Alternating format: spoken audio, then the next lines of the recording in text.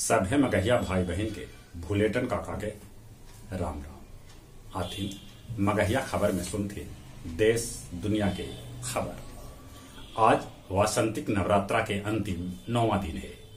भक्त सभे करतन सिद्धि दायनी के आराधना। आज रामनवमी भी है। अपने सभे के रामनवमी के बधाई। रमजान के पवित्र महीना चल रहा है। आज इफ्तार के समय हो सांझ के 6:14 और कल शहरी के समय हो 4:11।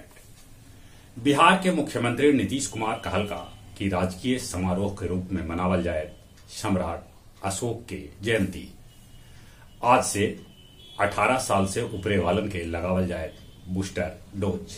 एकरा ले निजी अस्पताल में पैसा देवे पड़त। बिहार के सरकारी कर्मी और पेंशनधारी के अब भेटाए 34% महंगाई भत्ता। राजगीर और बोध गया में होए सोलर से बिजली आपूर्ति। जदयू कैलक देश में जातीय जनगणना के मांग।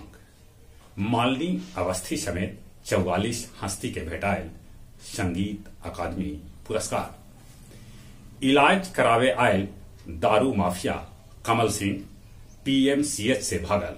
वो छोड़ दिलक अपन कार और एटीएम। रूस यूक्रेन के बीच लड़ाई के आज 46वां दिन है।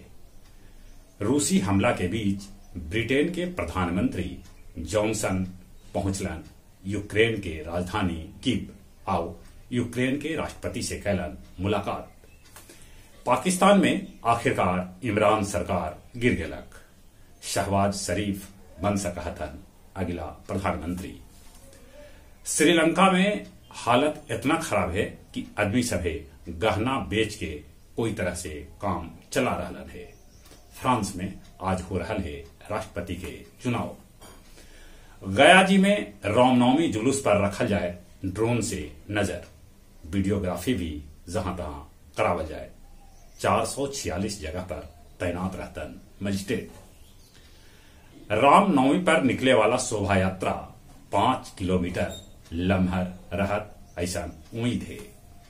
IIM बोध गया के चौथा दीक्षांत समारोह में 182 विद्यार्थी के भेटायल उपाधि। गया जिला हिंदी साहित्य सम्मेलन में मनावल गेल काव्य संध्या 398 जकर अध्यक्षता सुरेंद्र सिंह सुरेंद्र और संचालन खालिद हुसैन परदेसी कैल का। और अब कुछ खेल के समाचार। आईपीएल में Sunriser Hyderabad Chennai super Kings के 8 विकेट से त royal Challengers Bengaluru Mumbai Indians के 7 विकेट से हरौलक। मुंबई इंडियन और चेन्नई सुपर किंग्स अगले एको मैच जीत न पौलन है। महिला जूनियर विश्व कप में के सेमीफाइनल में भारत के नीदरलैंड शूटआउट में 3-1 से हरौलक। हेमन ट्रॉफी में जहानाबाद के हरा के भागलपुर सेमीफाइनल में पहुंच गलक। थाईलैंड ओपन में मुक्केबाज सभे के भेटायल 10 गो पदक। जहां तक मौसम के सवाल है, बक्सर में राजस्थान से भी बेसी 44.7 डिग्री गर्मी रिकॉर्ड कैल गेल। इतने न गर्मी में आजकल सवेरे सवेरे धुंध भी छा रहा है। गया के आसपास आज धुंध छैले हलक।